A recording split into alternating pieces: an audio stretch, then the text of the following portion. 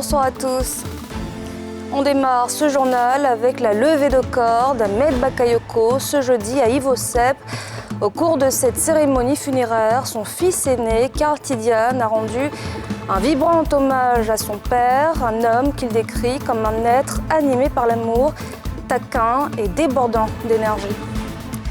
Il était aussi un mécène, un passionné de culture et le parrain de nombreux artistes ivoiriens et internationaux. Hier, ils lui ont témoigné toute leur reconnaissance à travers un gigantesque concert au stade d'Ebimpe.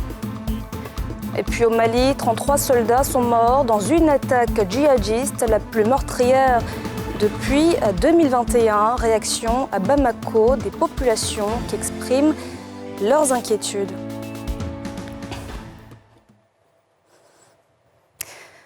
Vivre pour les autres, mourir seul, telle était la philosophie du chef du gouvernement, Ahmed Bakayoko, emporté par un cancer foudroyant mercredi dernier. Ce jeudi, son fils lui a rendu un vibrant hommage au cours de la cérémonie de levée de corps à Ivosep, un hommage très émouvant à ce père qui était humble, animé par l'amour, taquin et débordant d'énergie. Pierre Dipomela.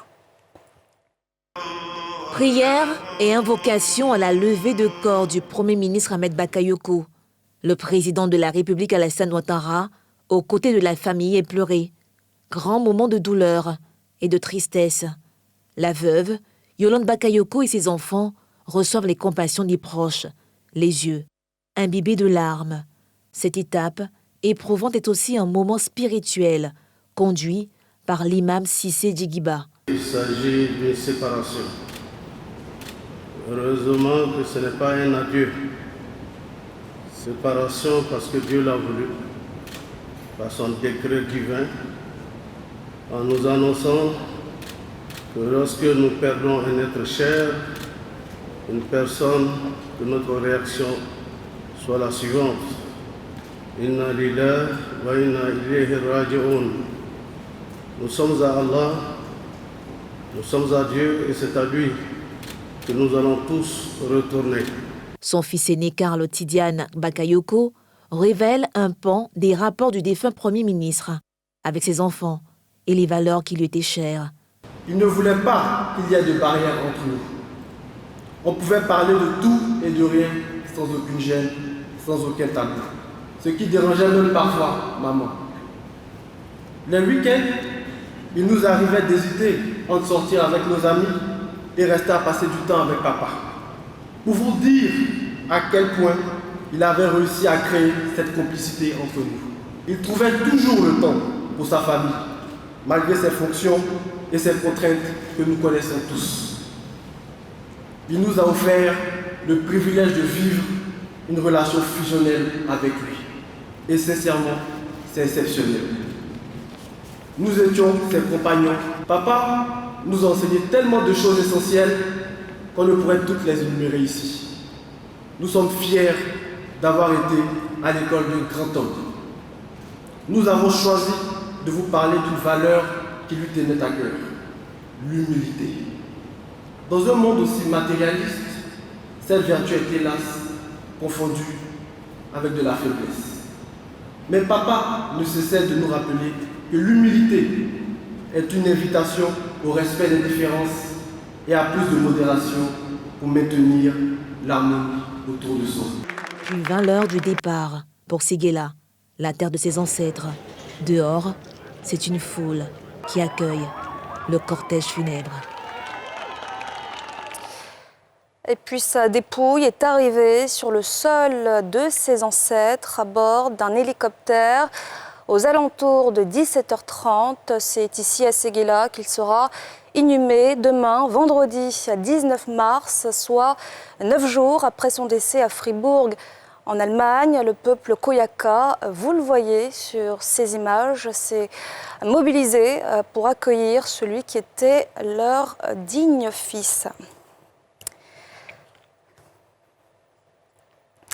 Et le jeu de l'Alliance interethnique s'invite à ses obsèques à Séguéla, une manière pour les peuples alliés de se réconforter à 24 heures de la douloureuse séparation. Timé Danger, Aruna Zeba, Fulgence Kissiedou.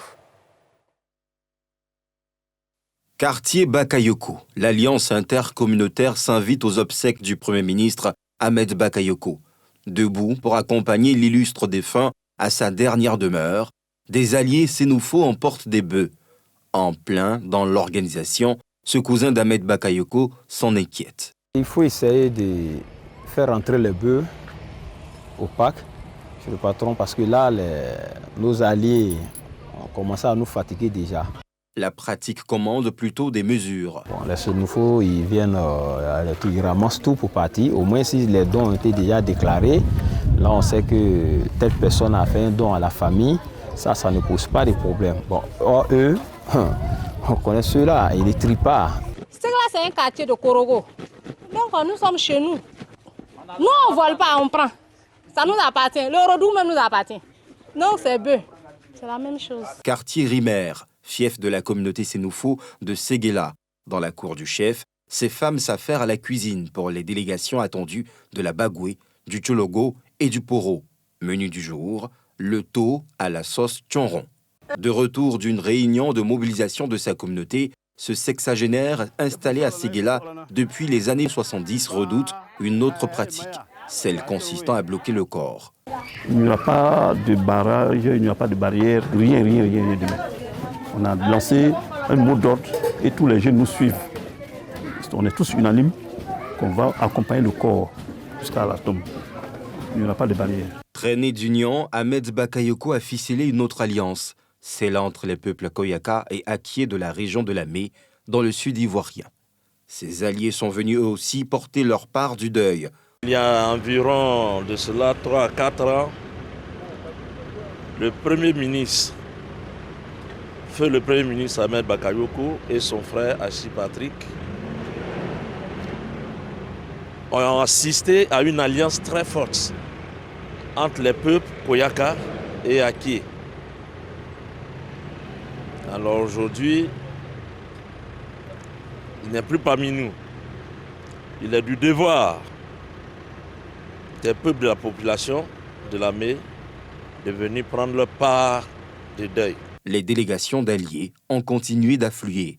Des frères debout pour consoler une région qui pleure son fils.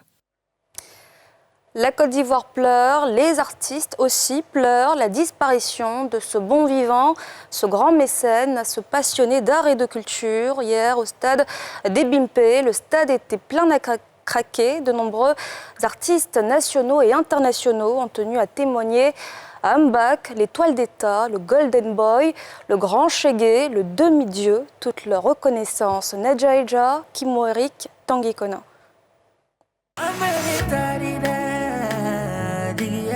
Il était connu comme un passionné du 4e art et mérite bien cet hommage musical et artistique rendu en sa mémoire hier au stade Ebimpe. Tour à tour, les artistes locaux et internationaux se sont succédés sur la scène dans un seul objectif, témoigner leur reconnaissance à Ahmed Bakayoko, leur ami, trop tôt décédé, modèle pour le monde musical et sportif. On rend hommage à un parrain, on rend hommage à un conseiller, on rend hommage à un guide, on rend hommage à un bienfaiteur, on rend hommage à un symbole, à une icône, à quelqu'un qui a toujours été à nos côtés, à quelqu'un qui a su pulvériser aussi la culture en Côte d'Ivoire, quelqu'un qui a pu être aux côtés de tout le monde. Tout et chacun a une histoire avec Ahmed Bakayoko. Mois de carême, en bac, nous donne, on appelle ce Sundege. Tabaski passé, en bac m'a donné mouton. Aujourd'hui, nous sommes venus le pleurer artistiquement, mais Ahmed était quelqu'un de généreux. C'est un mécène, c'est l'ami des artistes tout court. On s'est rencontrés à Lomé et on était tout le temps au téléphone. Quelqu'un d'adorable, quelqu'un de magnifique. Il était toujours à l'écoute de tous les jeunes. Il était toujours présent dans la vie de tous les jeunes, soit riches, soit pauvres. C'est unanime qu'on connaît l'homme au grand cœur, ce mécène au grand cœur, celui qui a aidé la musique africaine, rumba, ivoirienne aussi, coupé décalé, même le zouglou. Des moments empreints d'émotions qui ont vu se mêler plusieurs générations d'artistes. Une communion parfaite avec le public qui a répondu présent à ce concert.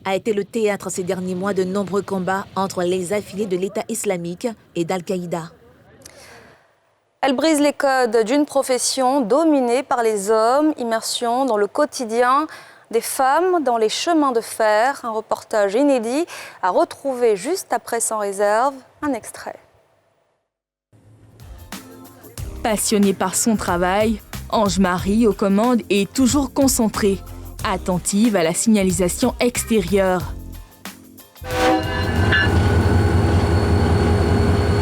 À chaque fois, vous sonnez comme ça.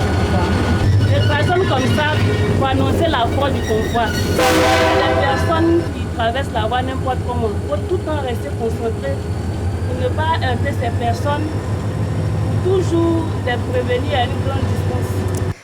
Et c'est la fin de ce journal. Bonne suite de programmes sur la nouvelle chaîne ivoirienne.